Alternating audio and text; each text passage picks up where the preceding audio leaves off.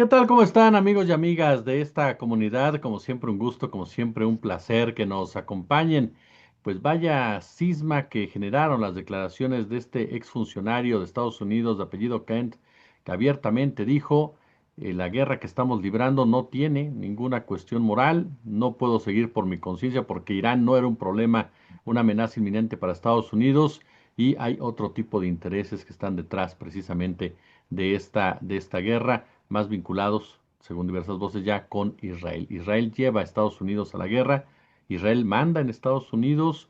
¿Cómo vamos entendiendo ya este proceso? Y vamos a buscar un experto, por supuesto, en la materia, mi querido profe I, mi tocayo Jesús López Almejo, a quien saludo con muchísimo gusto. Doctor, ¿cómo estás, tocayo? ¿Qué dices?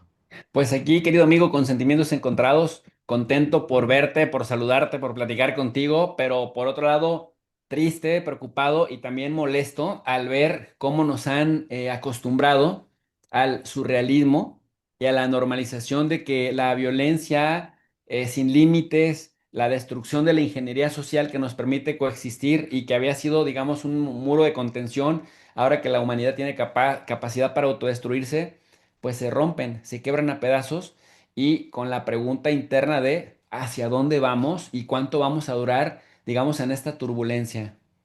Oye, pues por ahí comenzaría ahorita que hablabas de surrealismo. Estados Unidos peleando la guerra de Israel, y en alguna ocasión tú y yo platicábamos respecto a cómo influye el lobby sionista en los Estados Unidos. ¿Cómo lo vamos entendiendo, dimensionando cuando se dan este tipo de señalamientos en una guerra que tú le has dado mucho seguimiento, cada día parece más cruenta? Mira, Jesús, yo tengo aproximadamente unos 25 años estudiando a Israel como sujeto de análisis y las relaciones de Israel con los palestinos, relación asimétrica, relación de robo de tierras, de exterminio sistemático de la población palestina. Para justificarlo, pues los han denominado terroristas y prácticamente con la complicidad y yo decía subordinación de Estados Unidos. Yo no entendía por qué si hablaban de tanta moralidad en Estados Unidos, de democracia, de derechos humanos, de libertades, que han hecho guerras en nombre de la libertad, en nombre de la defensa de la democracia y de pronto decía yo, pero ¿por qué agachan la mirada cuando se trata de Israel? Y eso me llevó a que entre mi maestría y mi doctorado me pusiera a estudiar a fondo las estructuras internas, las entrañas del gigante que le permiten a Israel ser tan dominante. Y entonces pues vas encontrando autores en el camino como John Mearsheimer, como Stephen Walls, que te van dando más instrumentos de análisis y te van dando de por dónde te puedes orientar a entender la influencia que tiene el lobby pro-Israel, que en realidad no es un lobby, sino son una red enorme de banqueros, de empresarios y contratistas de la construcción, de empresarios y contratistas del complejo militar industrial que mueve fortunas vendiendo, comerciando armas y luego del impulso a la cultura de la tenencia de las armas. Entonces, el dominio de las editoriales, el dominio de las universidades, el dominio de las juntas de gobierno, de los institutos de investigación, el dominio de Hollywood, el dominio de las televisoras, el dominio de la prensa escrita y ahora lo estamos viendo, el dominio de las redes sociales. Y en ese contexto, las alianzas estratégicas que hacen con gente clave, por ejemplo, en los movimientos cristianos evangélicos, bautistas, metodistas, mormones, etcétera, que les acarrean, por supuesto, votos y que los aceitan para las elecciones. Y en ese sentido, entiendes que el dominio empezó desde adentro. Es decir, parecería conspiracionista, porque de hecho en estos 25 años, mi querido Jesús, profesores, algunos otros colegas, pares, se reían de mí cuando ellos argumentaban así con toda la seguridad del mundo que Israel le hacía el trabajo sucio a Estados Unidos en el Medio Oriente. Y yo decía, no, no, espérate. Israel tiene su propia agenda y Estados Unidos se encarga de hacerle el trabajo sucio a Israel ahí, pero también a nivel internacional en los organismos internacionales que están facultados para conocer de esos temas del Medio Oriente en donde Israel tiene mucho que ver.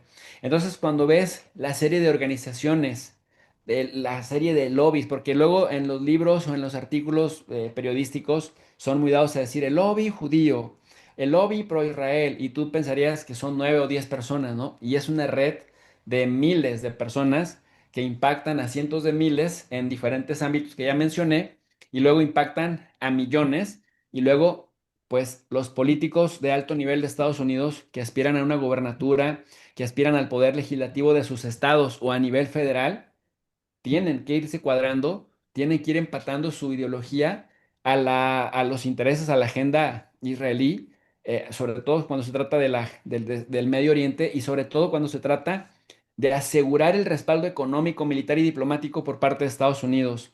Político que se atreve por lo menos a contradecir, ya no digamos a criticar, a contradecir a Israel, corre riesgo de que ya no se reelige, corre riesgo de que lo calumnien, que lo difamen y que le sepulten la carrera política. Y mira, sin ir muy lejos, esto ha pasado ya sistemáticamente hace como 5 o 6 décadas, hasta que ya en los 2000 se han consolidado su dominio los israelíes sobre los políticos de Estados Unidos. Un caso que fue muy escandaloso y que yo documento en mi libro del conflicto palestino-israelí a la luz de la teoría constructivista, de la narrativa sionista, la política de hechos consumados, es el caso del presidente Bush, Bush padre, que venía como héroe de guerra y que habla de la reinstauración del nuevo orden mundial a principios de los años 90 y empieza con lo que se conoce como la Conferencia de Madrid y el proceso de paz en el Medio Oriente. Cuando Israel se niega a subordinarse, entonces Bush le recorta un préstamo de 10.000 millones de dólares, Bush padre, y se iba a enfrentar, ya se acercaban el tiempo electoral, él buscaba su reelección, se iba a enfrentar a un desconocido Clinton que tenía fama de ser muy ojo alegre en su estado y que se había tirado a la mitad de las mujeres de su estado, en sentido figurado, pero era un desorden. Clinton no tenía ninguna posibilidad, además era muy joven, ninguna posibilidad de ganarle al héroe de guerra y al héroe de la Guerra Fría, George Bush, que había sido presidente de Reagan y que había sido director de la CIA y que era un petrolero famoso. Entonces, Bush era el gigante, pero se enfrenta a los lobbies pro Israel en Estados Unidos, intenta coercionar a Israel impidiéndole un préstamo de 10.000 millones de dólares para que pudiera recibir a los judíos, al millón de judíos que llegan de la Unión Soviética, y entonces casualmente pierde las elecciones y gana el desconocido y desordenado Bill Clinton y se llena de sionistas su gabinete. Y después se habla de un orden económico y financiero en el tiempo de Clinton, de gente pues vinculada precisamente con estos intereses. Y luego Clinton ahí más o menos se va haciendo de la vista gorda y va viendo que Israel se convierte en juez y parte del proceso con los palestinos, que de pronto hace la paz con Jordania, pero no la hace ni con Siria ni con el Líbano. Y ante cada abuso de poder israelí en la zona, Estados Unidos intenta justificar, sin importar que haya presidentes demócratas o presidentes republicanos. Y luego viene lo de Afganistán, viene lo de Irak, y a Israel le cae de lujo porque entonces la atención mediática se desvía en Afganistán y en Irak, mientras Israel aplica lo que se denomina como la política de hechos consumados. ¿Qué significa? Literalmente robas tierra cuando viene digamos, la reacción palestina, entonces la contrarrespuesta israelí es muchísimo, muy violenta, asimétrica, y entonces va dejando hechos sobre el terreno. Tierra que roba, tierra que ya no regresa.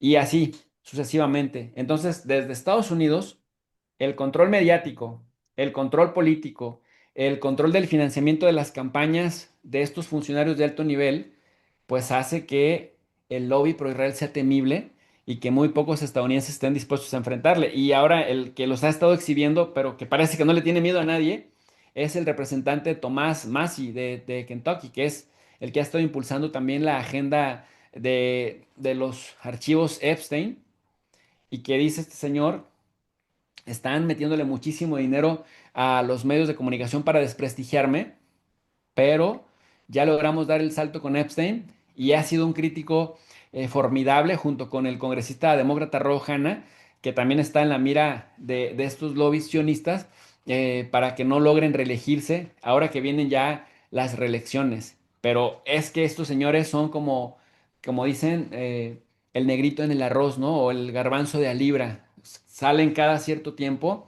y enfrentan las consecuencias, pero nos sirven como casos paradigmáticos para ilustrar cómo le puede ir a un político que aspira a crecer en su carrera política en Washington, pero que si se enfrenta a esta agenda, lo han hecho un problema doméstico. Entonces ya no es el Estados Unidos grande y enorme hacia afuera, sino políticos que son tomadores de decisiones que se ven maniatados desde lo local, tocayo. Es decir, que Israel entendió mejor que nadie el propio sistema económico, el propio sistema de, me rehúso a llamarlo democrático, el sistema electoral de los Estados Unidos, del financiamiento a las campañas. O te pregunto también, ¿qué tanto ha sido la penetración de estas grandes fortunas de origen sionista, las que pesan incluso también en la toma de decisiones de Estados Unidos? Porque varios de los empresarios están ahí insertados en áreas sensibles de la economía estadounidense. Mira, en el año 2006 sale un libro, primero un artículo y luego salió un artículo en el New York Post y luego se convirtió en un libro que es muy famoso, es un clásico para estudiar este tema, que es el de Stephen Wald de la Universidad de Harvard y John Mearsheimer de la Universidad de Chicago, que se llama The Israel Lobby and the US Foreign Policy, o el lobby de Israel y la política exterior de Estados Unidos, y que casi pidieron su cabeza, ¿eh? Casi pidieron que los expulsaran de las respectivas universidades, pero aguantaron, digamos, el ataque. Este libro es muy importante porque justamente desmitifica que debido al capital judío, a las fortunas judías, que mayoritariamente están vinculadas al sionismo, sea, digamos, la variable que explique este dominio. Sí es una variable, pero no es la única y no son los que más invierten. También el lobby árabe saudí invierte mucho dinero, los cataríes, los azerbaiyanos, los coreanos, pero no tienen el mismo nivel de influencia. México podría tener un enorme nivel de influencia, pero desafortunadamente nuestros funcionarios de alto nivel son muy miopes y creen que la política se tiene que conducir siempre de gobierno a gobierno, cuando ahí tienes una enorme desventaja porque, pues, ¿qué incentivo tiene un político de Estados Unidos en ver a un mexicano al que además ve 200 veces más para abajo, que no le va a traer ningún voto y que estaría dispuesto a hacer lo que el político de Estados Unidos quiera y no al revés? Pero si en cambio te conectas con un actor local, con un actor doméstico que tenga doble nacionalidad y que le prometa a ese político que le va a llevar votos, que le va a cargar votos, que le va a ayudar a mejorar su imagen en los medios de comunicación o que por lo menos no lo va a trastabillar, y entonces ahí ya el interés cambia, la cosa cambia. Entonces Israel entendió mejor que nadie los juegos políticos al interior de Estados Unidos, los tiempos correctos para meter presión y no soltar la agenda, pero además hacerlo de forma bipartidista. No se casan con un solo partido, no se casan con un solo poder, porque tanto cabildean en el Congreso con los miembros del staff de cada congresista, y no solamente con una cámara, lo hacen en las dos cámaras, pero también lo hacen en el Departamento de Defensa, también lo hacen en el Departamento de Justicia, también lo hacen en el Departamento de Estado, principalmente en el Departamento de Estado, y lo hacen también en el Poder Judicial, pero no solamente lo dejan en el nivel federal, lo hacen también en el nivel de los estados, de tal suerte pues que han entendido como todas las escalas del poder político en Estados Unidos, y entonces han sabido adaptar la narrativa oficial del gobierno de los Estados Unidos, el interés nacional que cada presidente, el rasgo del poder nacional o del interés nacional que cada presidente determina, lo han sabido adaptar a sus propias agendas y han hecho, se han asegurado de que en el interés nacional de cada presidente estadounidense esté siempre Israel como una prioridad. Entonces, si es el dinero que se mete en las campañas, pero también es el manejo mediático de las imágenes, el manejo mediático de las narrativas y el entender cuándo meter presión, cuándo soltar y sobre todo hacerlo de forma transversal, bipartidista y multiniveles, tocayo. En este caso concreto, Tocayo, ¿cómo entendemos esa influencia de Israel? O sea, ¿qué mueve Israel para llevar una guerra hacia Irán y cómo somete en un momento dado o cómo logra el apoyo de Trump para apoyar particularmente esta guerra contra Irán? Que imagino que ya antes la habían buscado.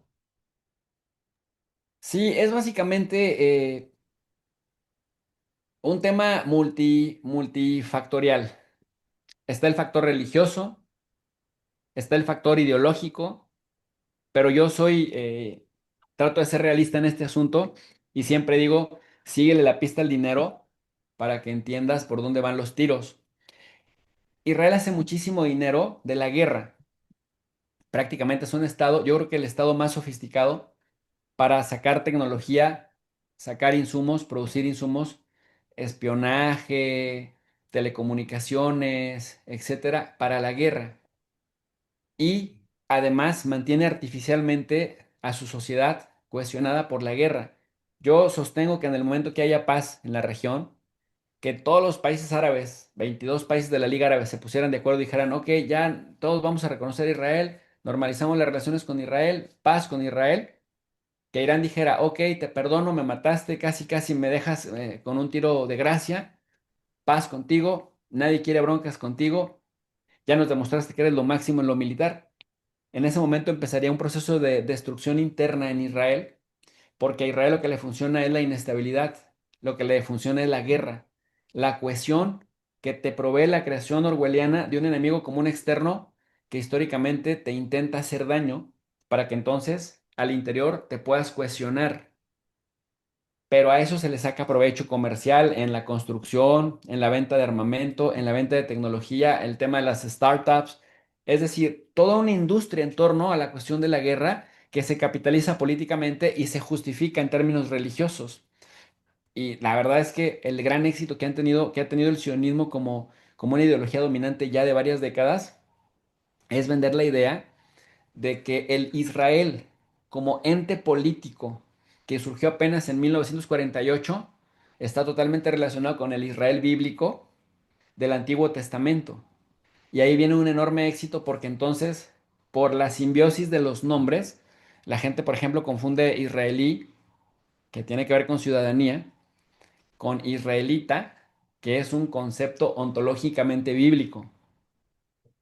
¿Sí me explico? Y que no se sujeta únicamente al israelí de 1948 a la fecha. Entonces ya de entrada fueron muy inteligentes en convencer al mundo de que son la herencia de ese Israel bíblico que que arrasa multitudes, pues el catolicismo y las diferentes ramas de cristianismo. Y en ese sentido, pues hay mucha predisposición a ayudar o a estar siempre del lado de Israel. Si a esto le sumas además el proceso de demonización que se ha hecho del otro, la creación de la geografía binaria que tanto advertía Edward Said de somos, decía Theodor Herzl, el abuelo fundacional de Israel, el padre del sionismo, decía Theodor Herzl, para Europa, para el occidente, seremos la avanzada del muro de la civilización en la lucha contra la barbarie en donde ellos se definen como la civilización y a los otros, a los aborígenes, a los pobladores locales de milenios, los tratan de bárbaros y de incivilizados a los que sí se justifica agredir y hacer a un lado. Entonces, factores económicos, factores sociales que se justifican con la cuestión religiosa pero que traen detrás una ganancia económica muy importante y que le permite ahí sí al mundo occidental tener, tocayo, una especie de portaaviones, pero fijo en territorio, desde donde operar la extracción de recursos controlar, digamos, el proceso y la cadena de consecuencias del control de los recursos de esa región que personajes como Mackinder, el geógrafo británico, decían la tierra corazón del mundo. El mundo respira, dice, por lo que ahí tiene, por lo que ahí hay. Y ahora lo estamos viendo, ¿no? Ahora que Irán está cerrando el estrecho de Hormuz, vemos que ese corazón deja de latir poco a poco. Oye, deja de ponerle nombre porque también me interesaba preguntarte esto. Se hablaba mucho de, bueno, el propio Trump dice, ¿quién me asesoró para ir a la guerra? Jared Kushner, Steve Witkoff, bueno, Peter Hegseth, ¿no? Por supuesto. Y en el caso de su yerno, aparecen los fotografías con Ghislaine Maxwell, con el propio Einstein. Es un sujeto cercano al propio Benjamín Netanyahu. ¿Qué papel crees que está jugando ahorita que se habla tanto de ello, de la influencia de Israel? ¿Qué papel juega este joven, este personaje en esto que es la política exterior de Estados Unidos y en esta guerra como tal? Pues mira, cada vez sale más información, tocayo, que esta cuestión de Epstein es solo la punta del iceberg de cómo el Servicio de Inteligencia de Israel, el Mossad, se organiza precisamente para propiciar las condiciones, uno, de coger con las manos en la masa a funcionarios que dependan de proyectar una buena imagen, agarrarlos haciendo algo indebido, pero además hacerlos cómplices. Entonces, el hecho de que tengas a una élite académica, bancaria, petrolera, política, artística, mediática, intelectual, porque también no se nos olvide que ahí andaba Noam Chomsky metidísimo en las fiestas Epstein. Eso te habla del gran control que se pretende en todos los aspectos, no solamente desde un solo aspecto. Y te dicen, esta es una típica estrategia de cooptación a las buenas o a las malas. Y entonces a las malas cooptas a quien no se quiera dejar cooptar, pero lo agarras en la jugada y lo amenazas con hacer público su vida no tan pública, con lo cual le destrozarías la carrera. Pero incluso también tendrías responsabilidades legales. Y esto lo vemos pues en el caso ahora con Clinton, con el ex rector de Harvard, que fue ministro de Economía de Clinton, y así sucesivamente, o de finanzas de Clinton. Pero en el caso, por ejemplo, de Trump, en donde además tienes parentesco, tienes familiaridad, en el caso de Kushner que me preguntabas, que desde Irán, por ejemplo, el Seyed Abbas Araghchi, el ministro de Asuntos Exteriores de Irán, dice, primero, no nos mandaron a sus pares, con lo cual ahora empezamos a sospechar que nunca les interesó negociar, porque en lugar de mandar a su ministro del Exterior, un par, que en este caso sería Marco Rubio, y a un diplomático especializado en los temas, pues mandaron a Steve Witkoff y mandaron a Kushner, cuyo único mérito es ser yerno del presidente. Y Witkoff agendaba las citas el mismo día con los iraníes en Ginebra y el mismo día con los rusos. Y cuando la cosa se ponía tensa en la cuestión técnica, había cosas que ni siquiera entendían. Pero además llegó un momento en el que parecían más agentes de Israel que del propio Estados Unidos. Eso es, digamos, lo que señala Abbas Araghchi. Entonces, cuando vas juntando todas las piezas, pues te das cuenta, y lo decía también el conservador Tucker Carlson, el ex comentarista o conductor de Fox News, decía, es que finalmente la cooptación de nuestros funcionarios de más alto nivel nos está llevando a la conclusión de que trabajan primero para Israel y después para Estados Unidos. Entonces dicen, tenemos a un estado, Estados Unidos, ocupado por un estado extranjero, completamente ocupado y completamente avasallado, con un gabinete actual lleno de funcionarios del más alto nivel que primero están priorizando el bienestar de Israel y los intereses israelíes, y luego, si sobra tiempo, los intereses de Estados Unidos. Y Kushner me parece que es el gran articulador de esos equipos que ha armado Donald Trump, ante los cuales, bueno, pues vemos que está finalmente cediendo, incluso yendo en contra de la propia agenda que lo llevó a la presidencia por segunda ocasión. Es el gran articulador en la sombra. Y quedo tocayo, Jesús López Almejo, profe Raí. Yo como siempre te agradezco mucho que pases por aquí, por la comunidad y nos ayudes a entender este tipo de temas, querido. Al contrario, siempre un honor y siempre honrado de que me permitas ampliar la explicación, porque si lo dejamos nada más en una simple pregunta y una simple respuesta, parecería conspiracionismo. Y la verdad es que hay que desmenuzar y aclarar, porque finalmente estas luces y sombras sí nos ayudan a entender una dimensión más amplia, ¿no? No solamente ves la punta del iceberg, sino lo que hay abajo de ese iceberg. Así que muchas gracias.